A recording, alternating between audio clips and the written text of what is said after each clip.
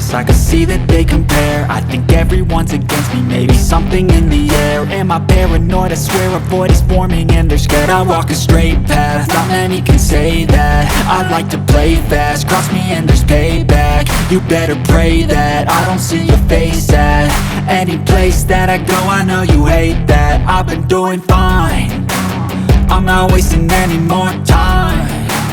I live for the fight and the climb, and I think that the pain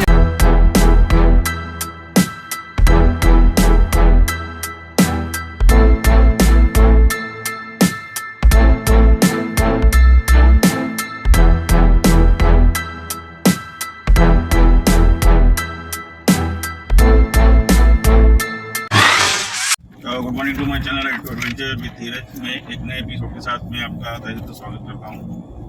और मैं आज निकला हूँ मेरे ऑफिशियल विजिट पे, क्योंकि मुझे जाना है पालकर और कुछ 100 किलोमीटर का एक साइड का ट्रिप हो जाता है मेरे घर से। तो मैं आपको आज मेरे घर से जो निकला हूँ मैं आपको बता देता हूँ। अगर आप पालकर की तरफ जा रहे हैं और मैंने रूट पकड़ा है आज का वाया बदनापुर, कल्याण, भिवंडी होते हुए, कामन रोड होते हुए वसई से डायरेक्ट अहमदाबाद हाईवे होते हुए मैं पालघर जाने वाला हूँ। तो मैं रास्ते में आने वाले सीएनजी पंप की आपको थोड़ी बहुत जो जानकारी है मैं प्रोवाइड करता हूँ। कोई रास्ते से जा रहा है और उसको सीएनजी की रिक्वायरमेंट है सीएनजी कार से, तो कहाँ से फिल करा सकता है उसकी जानकारी आपको रूट पे देता हूँ। अभी जैसे अभी मैं कामन रास्ते से जा रहा हूँ, कामन, और अभी आप देख सकते हैं मैं रोड से जा रहा हूँ। ये है भिवंडी टू वसई कामन वाया कामन। मैंने थाने का रूट नहीं पकड़ा भी, थोड़ा सा उसमें ट्रैफिक जाम दिखा रहा था। बट ये रोड की कंडीशन आप देख सकते हैं इतनी बुरी हालत में है, कोई मेंटेनेंस नहीं है। और रास्ते में अभी जो टोल आएगा वो देखिए, वो देख सकते हैं सामने जो टोल आया है। वहाँ पे टोल पे ना तो कोई फास्ट टैग लगा है ना कुछ लगा है। ऐसा लग रहा है कि जैसे ज़बरदस्ती किसी ने यहाँ पे टोल में बैठ गया है। कोई ये ऑफिशियल टोल भी नहीं है, जबकि हालांकि तो प्राइवेट गाड़ियों के लिए बंद है, बट कमर्शियल गाड़ियों से ऐसा लगता है कि पैसा लूटा जा रहा है। बोले हम तो भी मुंबई से सटे हुए कामन भिवंडी रोड पे, जबकि हार्डली मुंबई से कोई ज़्यादा दूर नहीं, 50-60 किलोमीटर एरिया है। तो भी लगता है कोई देखने वाला नहीं है यहाँ पे। इस तरह की रोड कंडीशन में अगर टोल ले रहे हैं तो क्या हिसाब से टोल ले रहे हैं, सरकार की जवाबदारी है, क्योंकि आप रोड तो है ही नहीं। इस रोड पे इतनी बुरी हालत में खड्डे हैं कि टोल तो क्या, गवर्नमेंट को उल्टा जेब से पैसे देना चाहिए गाड़ी चलाने वालों को कि रोड इतनी बुरी हालत में है। और उसके बावजूद भी टोल लूट रहा है, जबकि कोई फास्ट टैग नहीं लगा इस टोल पे। तो इस पर तो इंक्वायरी होनी चाहिए कि टोल बूथ एक्चुअली लीगल है कि इलीगल है। तो मुझे नहीं लगता कि टोल बूथ सरकार के रिकॉर्ड में होगा। इस तरह की रोड कंडीशन देखने के बाद मालूम पड़ता है। तो ये मैंने जानकारी दी मेरे चैनल के माध्यम से। कोई अगर इस रोड से आ रहा है तो बहुत ही संभल के गाड़ी चलाना, क्योंकि रोड की कंडीशन बहुत ख़राब है।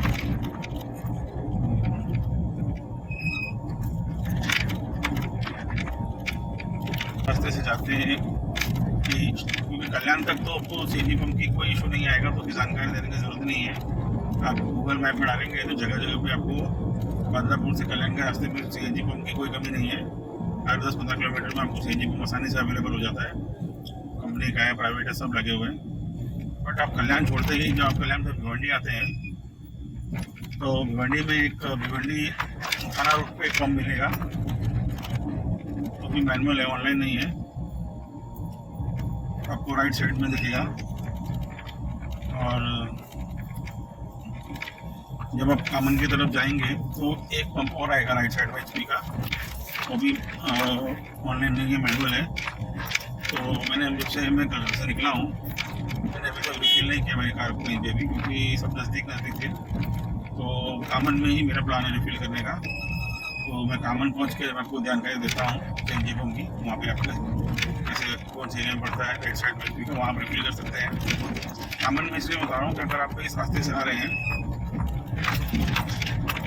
तो यहाँ पे इस रूट में जो सीएनजी पंप आता है इसमें मैंने रश कम पाया है। जो मैं रास्ते से गया हूँ यहाँ पे रश मुझे कम मिला है, तो मैं उसकी जानकारी देता हूँ फटाफट पहुँच के वहाँ पे।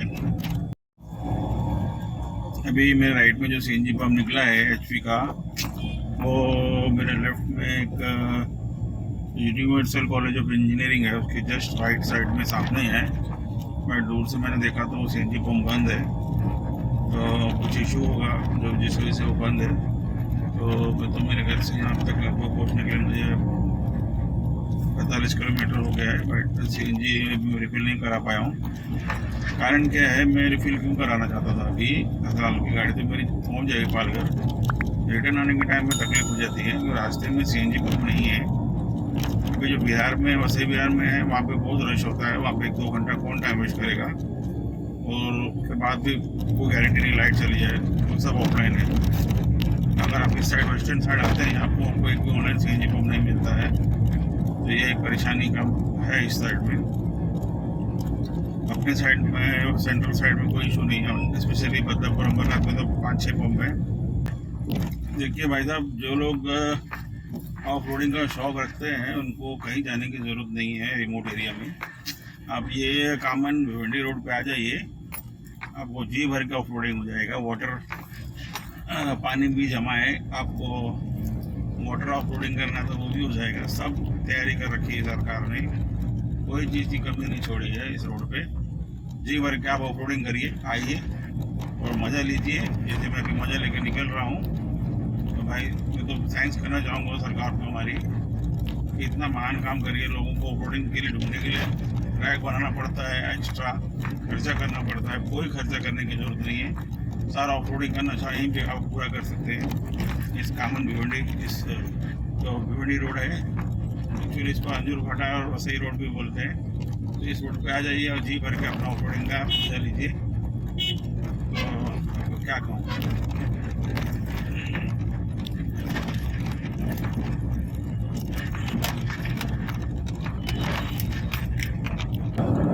आप सामने की तरफ देख सकते हैं, ये सारे हेवी ट्रक्स जो है राइट का लेन पकड़ के जा रहे हैं, राइट का, मिडिल का। तो हाईवे पे जबकि आपने नोटिस किया होगा, हेवी ट्रक को लेफ्ट का लेन पकड़ने को कहा जाता है, राइट का लेन ओवरटेकिंग लेन होता है, जिसमें कोई भी गाड़ी जो ओवरटेक कर रही है उसी के लिए रखा जाता है। स्पीड में थोड़ी स्पीड मेंटेन करके चल रहे हैं 80 की। बट अभी यहाँ पे देखेंगे तो हाईवे में नोटिस किया लगभग पूरा, मतलब जहाँ भी मैं ट्रैवल किया हूँ, हेवी व्हीकल वाले बिल्कुल भी ध्यान नहीं देते हैं। वो राइट का ही लेन पकड़ के चलते हैं, अपना सीट पकड़ के चलते हैं, और छोटी गाड़ियों को लेफ्ट का ओवरटेक करना पड़ता है, जो कि बहुत ही रिस्की है। तो अभी क्या कहा जाए इसके लिए, फिर भी चलो अभी दिन का समय है, थोड़ा आसान है, फिर भी लेफ्ट में दिखाई दे रहा है गाड़ियाँ। पर नाइट में जो एक्सीडेंट्स होते हैं मेनली इसी कारण से होते हैं। ये जितनी हेवी व्हीकल्स होती हैं ये राइट पकड़ के चलती हैं, जबकि टोटली इलीगल है, जिसकी वजह से जो ओवरटेकिंग लेन होती है वो बिजी हो जाती है, और लेफ्ट से ओवरटेक करना बहुत ही घातक हो जाता है। आप सामने कंटेनर देख रहे हैं, ये बिल्कुल भी ध्यान नहीं है इसको कौन सा लेन पकड़ जाना है। राइट का पूरा राइट लेन पकड़ जा रहा है, और हमको अभी लेन चेंज करना पड़ता है लेफ्ट से, या तो मिडिल लेन पकड़ के चले तो भी ठीक है, बट टोटली रॉन्ग जा रहा है। पंजाब पता नहीं कहाँ से आया है। जैसे एक गाड़ियाँ नहीं, आप हाईवे में देखते जाएंगे हजारों, जितनी गाड़ियाँ मिलेंगी सब ऐसे ही चलते हैं, सब 5 लेन पकड़ के चलेंगे।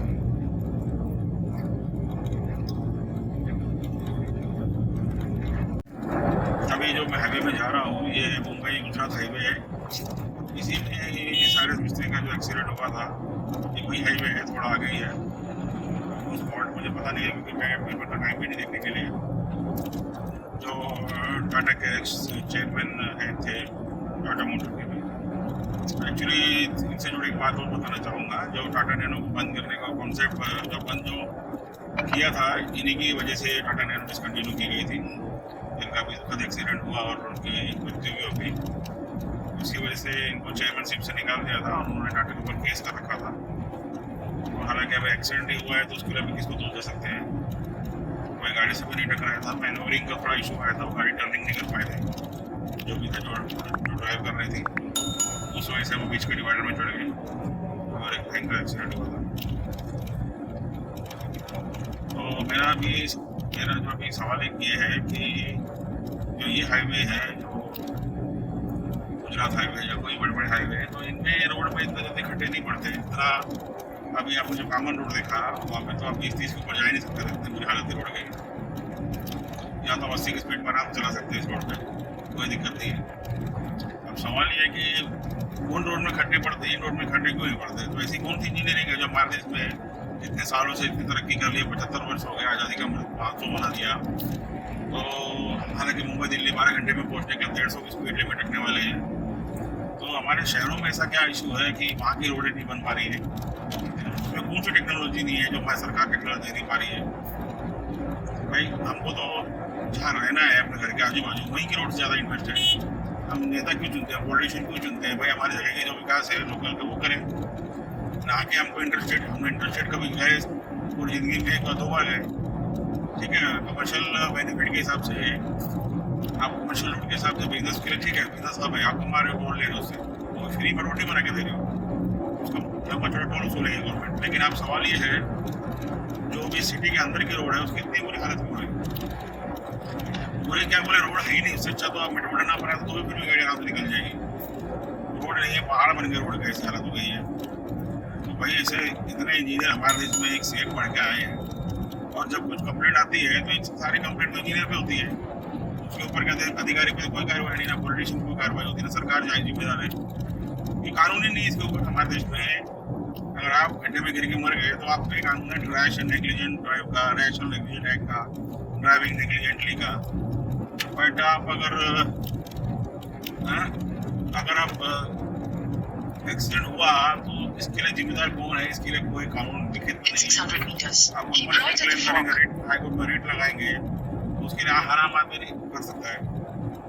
वो इतना एक्सपेंसिव हो जाता है कि भाई जितने की आप कंपनी क्लेम करोगे तो आपकी लागत से ज़्यादा लग जाएगा। तो सवाल है आज का, मेरा नहीं कई सालों से था कि भाई ऐसी कौन सी इंजीनियरिंग है जो हमारी गवर्नमेंट फेल हो जाती है सिटी में रोड बनाने में, बट हाईवे में वो इंजीनियरिंग पास हो जाती है। हाईवे में ऐसी कोई दिक्कत नहीं आती, कितने खड्डे लॉट में हो जाए, थोड़े बहुत हो जाते हैं कहीं पे, थोड़ी सी कोई चीज़ वो तो चलो आदमी कंसिडर कर सकते हैं, बारिश इतनी हो रही है, थोड़े बहुत खड्डे हो गए। लेकिन जो खड्डे का रोड क्या, खड्डे की रोड है कि ये तो समझ ही नहीं आ रहा है, उसका क्या कर सकते हैं? तो ये चीज़ों के लिए थोड़ा सा मुझे बड़ा दुख होता है गाड़ी ड्राइव करते हो, कार ड्राइव करते हो। ये गवर्नमेंट को चीज़ पे ध्यान देना चाहिए, क्योंकि हमसे एक छोटी सी गलती हो जाए, हमने कभी उसी रिन्यू नहीं किया है तो यही कोर्ट हमें सजा देने से माफ़ नहीं करती है। 10,000 का फाइन लगा देकर टाइम पे अगर आप अपील में भी जाते हो तो कोर्ट भी इसको छोड़ती नहीं है। बट इतनी बड़ी जो ये लापरवाही है गवर्नमेंट की तरफ से, उसके लिए कौन जिम्मेदार है और कौन इसमें कोर्ट में जाए तो कौन जाए? जाके भी क्या होगा? गवर्नमेंट बोल देती है हमने खड्डे भर दिए, तो बोलने के लिए बोल देती है, लेकिन हकीकत ये है कि खड्डे भरे कहीं नहीं जाते हैं। सब रोड की वही हालत है। फिर रोना रोकता है कि बारिश ज़्यादा हुई इस बार, क्या कर सकते थे? वही बारिश इनकी हाईवेज में नहीं होती है, बट गली कूचे में ज़्यादा हो जाती है, जिससे रोड उखड़ जाती है। बट हाईवे में बारिश नहीं होती, वहाँ तो धूप पड़ी रहती है, इतनी रोड खराब ही नहीं होती उसकी वजह से उनकी। अब हालांकि हाईवे में भी आपको जगह जगह खड्डे दिख रहे हैं, बट वो ठीक है, दिन में ड्राइव करने के लिए आसान है, बट नाइट में भी रिस्की खड्डे हैं। तो इतने बड़े बड़े खड्डे हैं तो वो आप घर में होकर बाहर निकलेगा अगर आप घुस गए तो।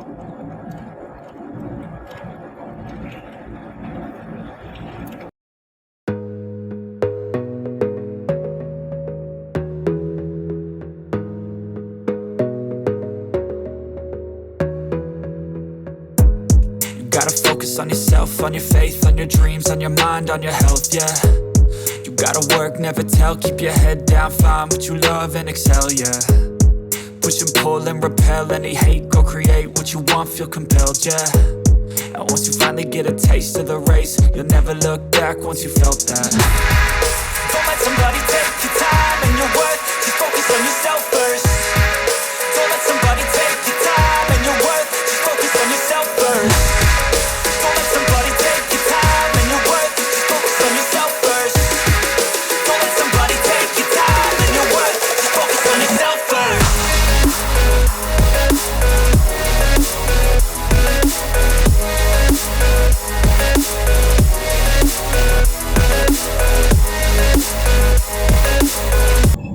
तो आपने वीडियो में देखा कि नैनो कैसे कमाल करती है, चाहे ऑफ रोड हो, चाहे रोड हो या ना हो, या पानी भरा हो, आप कोई भी ट्रेन पे नैनो को आराम से चला सकते हैं। नैनो चलाने वालों को कोई दिक्कत नहीं होनी चाहिए।